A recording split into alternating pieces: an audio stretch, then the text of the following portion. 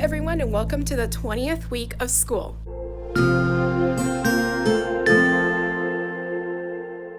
Hello, my name is Mariely Sanchez, and if you're new here, I'm a fourth grade teacher in South Florida.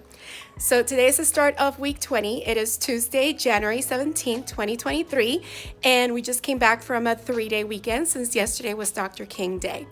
And today what we were doing was having a reread of our last share read story on Judy's Appalachia. We are catching up slowly, but we are in Unit 3, weeks 3 and 4.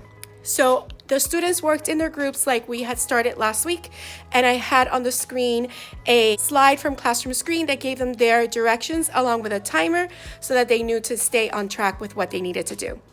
Afterwards, students went ahead and presented to the class the 3 details that they found that supported the character's perspective.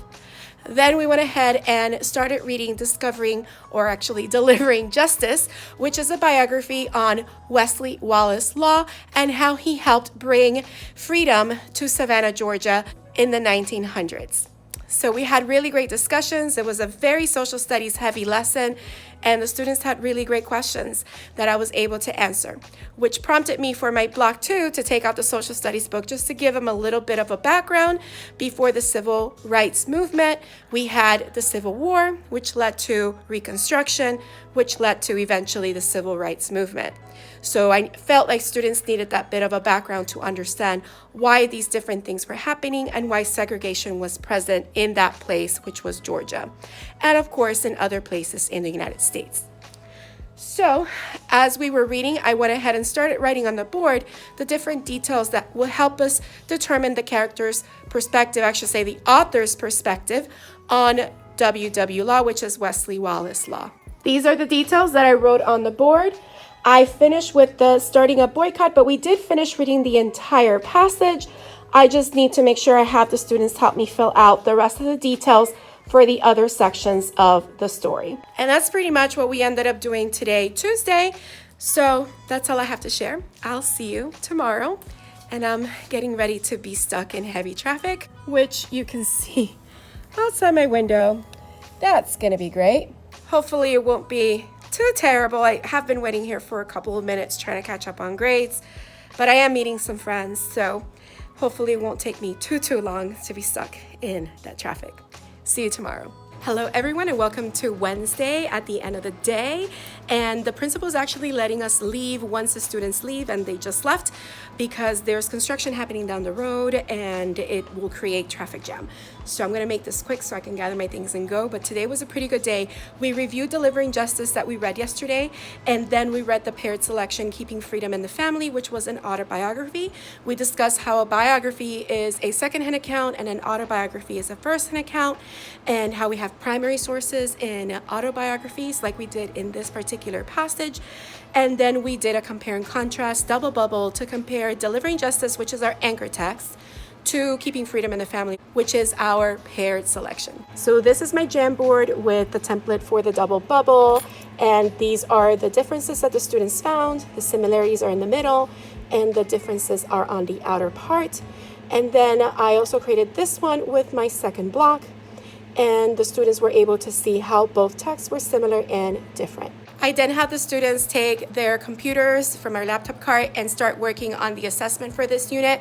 I went over the directions and the type of questions that they were going to have, and they started taking the test. They haven't finished, so they'll finish tomorrow.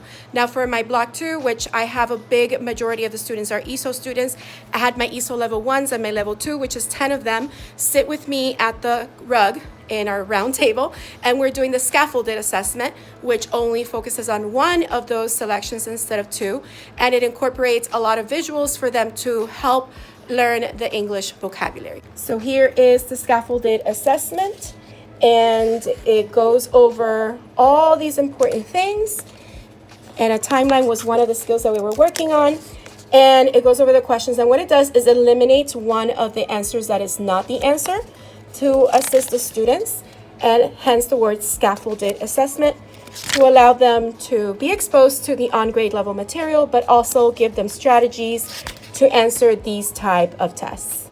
And then at the end of the day, they had an assembly in the cafeteria where the principal and the assistant principal and myself at the end with a surprise speech spoke to the 4th and 5th graders and gave them some encouragement and reminded them of some different things that they have to do for school procedures. And that's the end of my day. So now I'm gonna grab my things, go, and I'll see you tomorrow. Hello everyone, it's the end of the day on Thursday and it's been a pretty hot day. The AC is acting up again in the school building, but they're working on it. The AC guys were here today, so hopefully we'll get back to some cooling. And yeah, it's hard to concentrate, but today was a pretty good day. In the morning, I started by having my block 2, which start with me on Thursday mornings. They were finishing their reading assessment and I worked with my ESOL level 1 and 2 students with their scaffolded assessment. And after that, we went ahead and I know this is a blast from the past because we haven't done this in a bit, but it's because I've been sick. I was in the hospital and breaks happen and holidays and all that stuff. So I wanted to make sure that they finished the flood zones essay, this class at least, because the other class, my block 1, had already finished it. So I gave them back their flood zones essays. We reviewed the prompt as well as the sources, and we started doing the I do, we do, and then of course we didn't get to the you do part today, but tomorrow we will. And this is what I did to kind of add to that and help the students write their introduction body paragraphs today. Or I should actually say introduction and body paragraphs. We started doing the we do body paragraph here and we didn't finish. So we'll have to finish, and then the you do, they will have to do their conclusion. But what I did add was this page that shows some examples of introductions for this particular essay. So they have an idea how to write theirs, and the I do body paragraph that I did to model so that they can see. Let me show you on the screen because it's a little bit bigger. And by screen, I mean my computer screen. So here are the 4 introduction examples. And then here is that paragraph, the body paragraph example. And as you can see, I labeled transition, reason idea 1, citing text, evidence, elaboration, citing text, evidence, elaboration, and closing sentence, so that the students can see the different parts that make up a body paragraph. So that's what we were working on with my block 2 in the morning, but in the afternoon I had my block 1, and we pretty much spent the entire time making sure they finished the reading assessment. And I was meeting one-on-one with the students, trying to go over some questions that they needed to look back to because I saw that they were making some careless errors. And of course, I also had the students finish their iReady minutes once they were done with assessment. I still have a couple students that need to finish those tests tomorrow, so we'll just get that done tomorrow.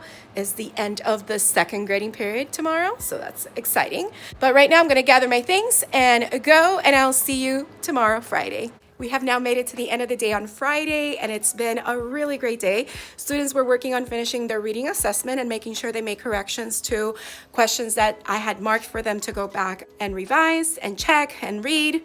So I was very happy with them submitting their tasks, and then they were working on making sure they finished their iReady minutes and minutes in other online programs that we use with them. I also worked on finalizing all my grades for all my subjects for this 2nd grading period, because today is the day of the 2nd grading period, and it's all done. I just downloaded all my grade verification reports, so they're good to go, and I can put them in the online folder where I'm supposed to put them next week.